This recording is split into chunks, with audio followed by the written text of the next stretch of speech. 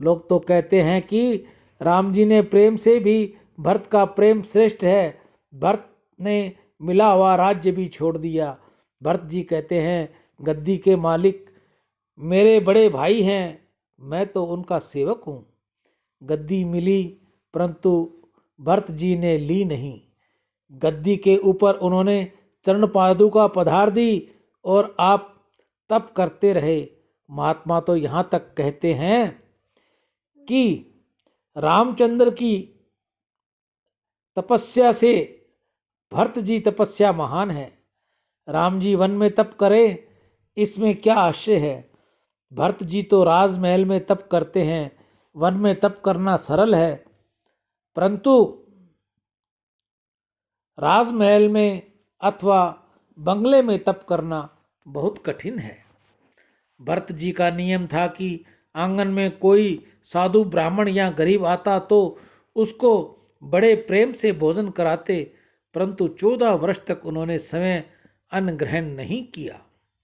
बड़े भाई का वन में कंदमूल फल खाए तो समय का भोजन करना भरत जी को अनुचित लगता था। भरत जी का प्रेम अति दिव्य है। राम जी सेवा में तो सीता जी और लक्ष्मण जी रहते हैं। भरत जी किसी की सेवा लेते नहीं। राम जी वन में कुशा की शैया पर शयन करते हैं। इधर भरतलाल को बहुत नींद आती है तो धरती के ऊपर ही शयन कर लेते हैं। भरत जी राम जी की पादुका पर दृष्टि रखकर सतत जाप करते रहते हैं। भरत जी की तपस्या अलौकिक है। भरत जी की निष्ठा है कि मेरे राम जी घर पधारें, श्री राम जी भोजन करें, मैं उन्हें अपनी आँखों से देखूं, उसके पश्चात ही मैं भोजन करूं। तुम छोटे भाई पर बहुत प्रेम रखोगे तो वह भी तुम्हारे प्रति प्रेम रखेगा। तुम कपट करोगे तो एक दिन वह भी तुम्हारे साथ कपट करेगा। दोनों में ईश्वर एक ही है। शरीर अलग अलग है परंतु प्रत्येक शरीर में रहने वाला ईश्वर तत्व तो एक ही है। सियावर राम जय जय राम, मेरे प्रभु राम जय जय राम। जय मंगल भवन अमंगल हारी, दरबहु सो दशरथ अजिर बिहारी। दीन दयाल विरुद्ध संहारी, हरहु नाथ मम संकट भारी। कृष्णा अर्पण कर देते हैं। तुमको जो जीव स्वाति नहीं हो उसको किसी को मत दो। भिखारी भी भगवान का अंश है। जब कुछ दो तब प्रभु स्मरण करके दो। भगवत भाव रखकर देंगे तो ही दान सार्थक होगा। दान लेने वाला हल्का है ऐसा समझकर दोगे तो वह दान सफल नहीं होगा। भिखारी भीख नहीं मांगता, वह तो अपने को एक अमूल्य बोध देने के लिए आता है। यह उपदेश देता है कि पूर्व जन्म में मैंने किसी को दिया नहीं, इसलिए मेरी ये दशा है। इससे मैं दरिद्र हुआ हूँ। तुम यदि नहीं दोगे तो पीछे तुम्हारे भी यही दशा होगी। भिखारी में भी भगवत भाव रखो। परमात्मा कभी दरिद्र नारायण के रूप में भी, कभी साधु के रूप में भी, कभी ब्राह्मण के रूप में भी, तो कभी दीन दुखी के रूप में, किसी न किसी रूप में एक साथ समय के तो प्रत्येक जीव के पास आते हैं। परंतु प्रभु मिलने आते हैं तो जीव गाफिल होता है। इससे प्रभु के सामने दिखता भी नहीं। इससे भगवान को बहुत बुरा लगता है। ज्ञानी महापुरुष कहते हैं कि ईश्वर का कोई रूप नहीं है। वैष्णव भक्त कहते हैं कि जगत में जितने भी रूप दिखाई देते हैं वे सब भगवान के ही हैं। इस जगत में जितने नाम रूप हैं, जितने जीव हैं, वह सब ईश्वर के रूप हैं। ईश्वर का कोई एक निश्चित स्वरूप नहीं है, इसलिए उनका रूप नहीं है ऐसा कहते हैं। ईश्वर अनेक रूप धारण करते हैं। परमेश्वर किसी भी स्वरूप में आते हैं, इसलिए किसी का भी तिरस्कार न करो, किसी के प्रति कुभाव न रखो। सब में भगवत भाव रखें, तभी व्यक्ति घर में रहकर भक्ति कर सकता है। सियावर राम जय जय राम, मेरे प्रभु राम जय जय राम। जय मंगल भवन अमंगल हारी, द्रवहु सुदशरथ अजिर बिहारी। दीन दयाल विरुद्ध संहारी, हरहु नाथ मम संकट भारी। गीता गंगा गौ माता की जय। आज की हरे चारे की सेवा श्री गौशाला समिति हनुमानगढ़ टाउन राजस्थान में।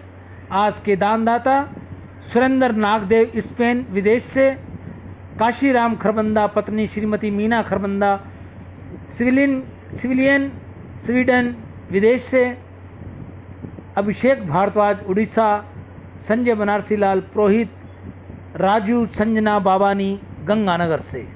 गौ माता इन सभी दानदाताओं को खुश रखे, सदैव इनके घर में खुशियां रहें, बच्चे इनकी आज्ञा में रहें, बच्चे माँ बाप की सेवा करें। ऐसी गौ माता के आगे मैं प्रार्थना करते हुए, मानव जीवन में गौ सेवा का बहुत महत्व है। बुद्धि शुद्ध होती है, गौ सेवा से धन की वृद्धि होगी, भगवत प्राप्ति होगी, घर में खुशियाँ आती हैं, बच्चों में सद्बुद्धि आती है। रिद्धि दे, सिद्धि दे, वंश में वृद्धि दे, हृदय में ज्ञान दे, चित्त में ध्यान दे, अभय वरदान दे। दुख को दूर कर, सुख भरपूर कर, आशा को पूर्ण कर, सज्जन जो हित दे, कुटुंब में जो प्रीति दे, जग में जीत दे, माया दे, साया दे और निरोगी काया दे। मान सम्मान दे, सुख समृद्धि दे और ज्ञान दे, शांति दे, शक्ति दे, भक्ति भरपूर दे। ऐसा मैं गौ माता के आगे प्रार्थना कर आप सभी के लिए खुशियाँ मांगूंगा। आप सभी को निरोगी काया मिले, आप खुशहाल रहें, लक्ष्मी आपके घर में सदैव बनी रहे, बच्चे आपके आज्ञाकारी बने। जिन माताओं को पुत्र न हो उनको पुत्र की प्राप्ति हो, जिन बहनों को भाई न हो उन बहनों की आशा गौ माता पूर्ण करे।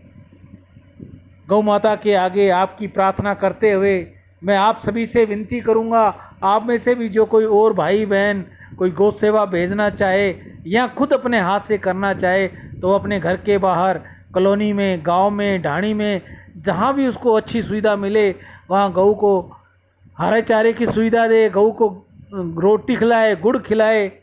अगर आपको ये सुविधा नहीं मिलती, अगर आपको कोई स्थान नहीं मिलता तो मैं आपकी सेवा के लिए बिल्कुल तैयार हूँ। आप ये सेवा मुझ तक भेजिए, मैं आपकी ये सेवा जल्द से जल्द गौ मुख तक और नंदी मुख तक भेजूँगा और आपके लिए प्रार्थना करूँगा कि आपके घर में सदैव खुशियाँ रहे, बच्चे सदैव आपके आज्ञाकारी बने और गौ की सेवा करते रहें। विनती करूँगा आप सभी से कि जो भी सेवा मुझे डालें वह कृपया मुझे फ़ोन ज़रूर करें ताकि जल्द से जल्द आपकी ये सेवा गौ मुख तक, नंदी मुख तक चली जाए, ताकि आपकी सेवा मेरे पास पेंडिंग न रहे। कुछ भाई बहनों का गुप्त दान भी होता है जिनका हम नाम नहीं बोलते, गौ माता उनकी भी प्रार्थना सुने।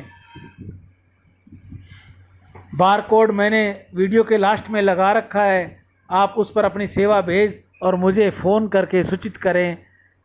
गीता गंगा गौ माता की जय।